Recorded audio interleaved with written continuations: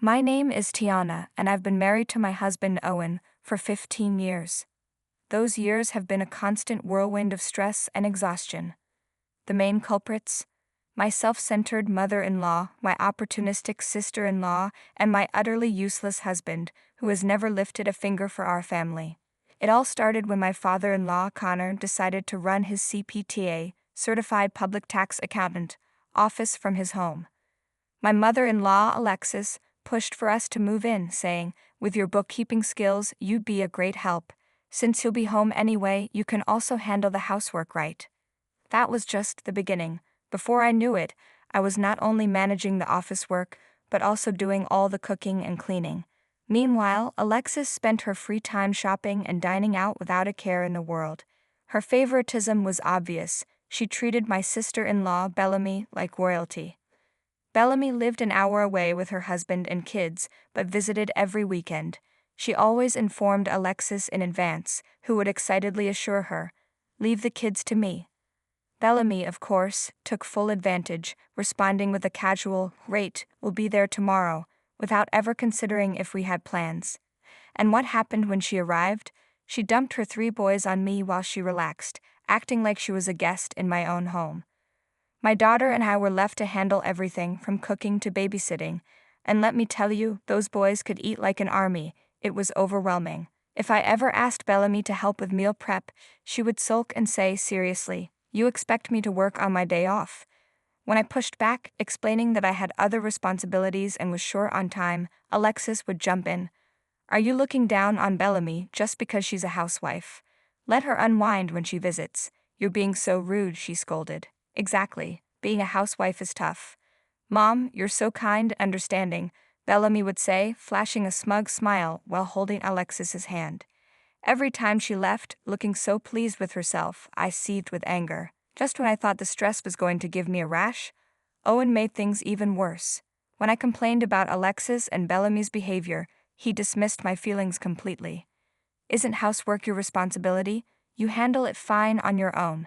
So why are you whining for help now? You just want to push your duties onto someone else.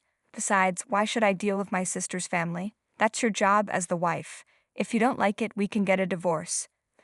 "But do you really think you can manage on your own without any real qualifications?" He smirked, as if daring me to challenge him. The man I once thought I married for love had grown cold and indifferent. The honeymoon phase had long since faded, and he resented how much his father valued my skills. Jealous fool. I wanted to scream, but instead, I stayed silent. "I'm busy studying for my exams," he muttered, shutting down any further conversation. Owen dreamed of inheriting his father's CPTA firm, but he kept failing the exams. I wanted to throw his words back at him. "You don't have any qualifications either," but I held my tongue. I knew the job market was tough, and my bookkeeping skills alone weren't enough to support myself and my daughter. So I told myself, "Not yet.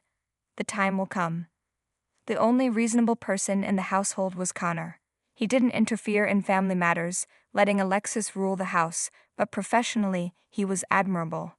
Unlike Alexis and Owen, who only used me, Connor recognized my potential. He took the time to teach me the business and even encouraged me to become a CPTA myself.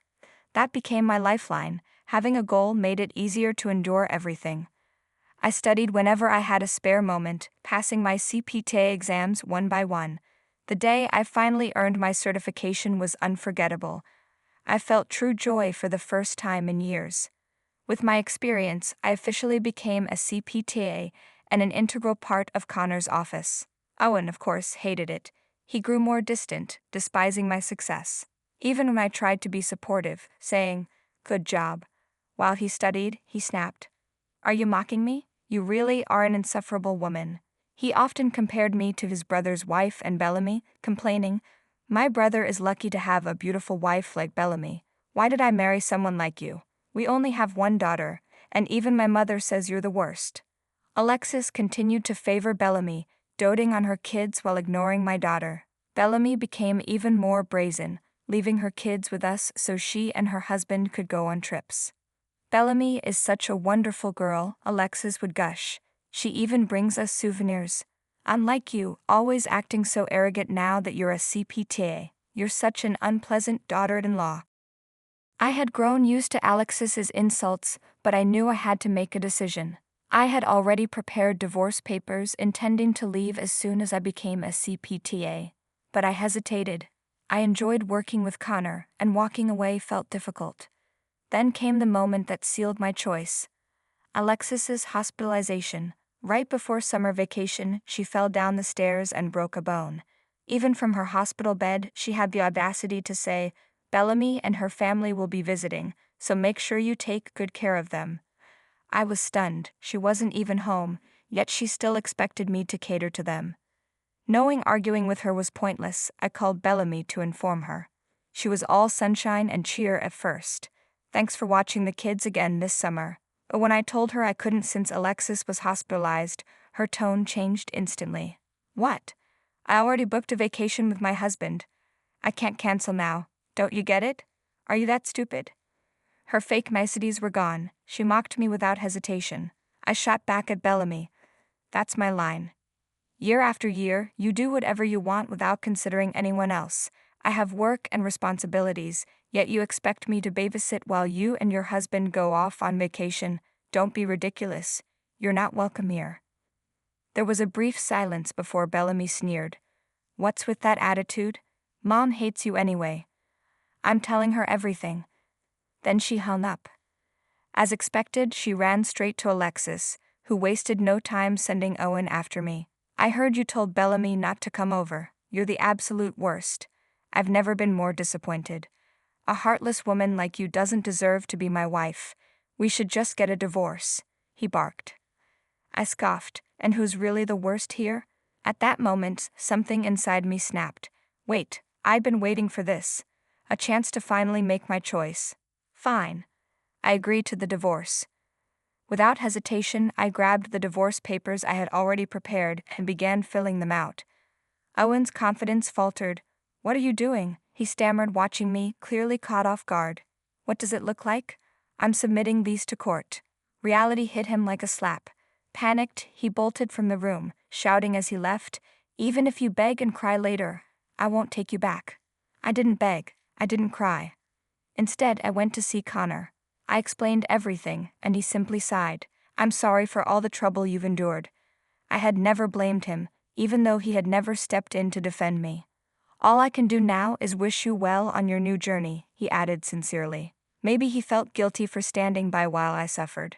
Since Owen refused to discuss the divorce like an adult, Connor stepped in, helping with the property settlement and child support arrangements. By the time everything was finalized, 6 months had passed. I was in the middle of setting up my own private CPA office when a message from Owen arrived. Connor had been hospitalized.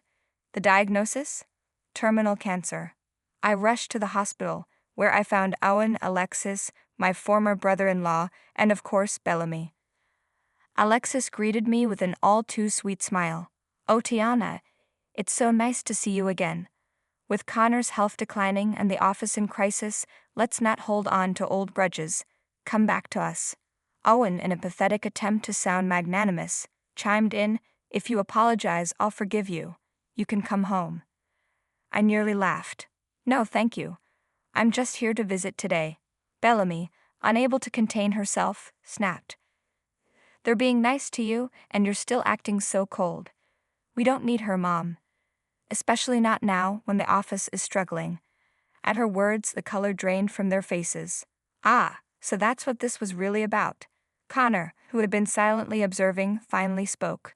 "Enough. You're only realizing her value now? How pathetic." Owen, desperation creeping into his voice, turned to his father. "But Dad, what's going to happen to the office? How are we supposed to live?" Connor looked at him with sheer disappointment. "You're over 40, whining like a child. That office is your responsibility now. Tiana is no longer part of this family." "But the divorce shouldn't count. Tiana needs the office too. Who else would hire a woman like her?" Owen protested, still in denial. Connor let out a weary sigh. "Tiana is doing just fine on her own. She has plenty of clients who rely on her. She is a fully qualified CPA. You still haven't passed half the exams." Owen fell silent, unable to argue. Connor had known all along. Maybe he was relieved that I had moved on. He had even spoken to my former clients and made arrangements to help me establish my office. Watching Owen flounder, Alexis quickly changed tactics. She tugged at my sleeve and whined, "Tiana dear, I think we can rebuild our relationship. My leg hasn't fully recovered from the injury, and I need help with rehabilitation. Managing the house has been so hard for me. Please come back." I raised an eyebrow. "Why did you ask Bellamy?" Bellamy immediately recoiled. "I'm busy with housework. I don't have time for that." Alexis looked at her shocked. "Bellamy?" Bellamy crossed her arms. "I'm not taking care of an old woman. I hate that stuff." Connor burst into laughter at her blatant selfishness. "My wife spoiled you rotten, and yet you dare call Tiana cold-hearted. I don't even want to look at you anymore. Get out," he ordered. Bellamy turned pale. Connor then turned to Alexis. "You were a fool. You pampered a useless daughter-in-law and drove away the one who was capable and reliable. Why don't you ask her to take care of you now?" His sharp words left Alexis speechless. As I stood there, processing everything, Connor gave me a small smile. "When your time is running out, you stop holding back your words." From then on, I continued to visit him in the hospital. Meanwhile, Owen struggled to keep the office afloat.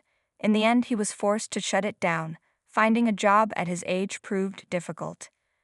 Alexis's condition worsened, and she was no longer able to go out or handle housework. She relied on Owen, who, unsurprisingly, was incapable of managing their home. Their once pristine house fell into chaos. Bellamy? She never set foot in that house again. Her husband, disgusted by the way she rejected his mother, became distant. The warmth in their home had long since faded. One day during one of my hospital visits, Connor chuckled. "My wife still complains about you being a cold daughter-in-law." I wasn't there for his final moments, but I did get the chance to thank him. The best thing I can do for him now is honor the professional relationships he built and continue the work he entrusted to me. And so I move forward. Thanks for watching. See you again in the next video. Stay stunned.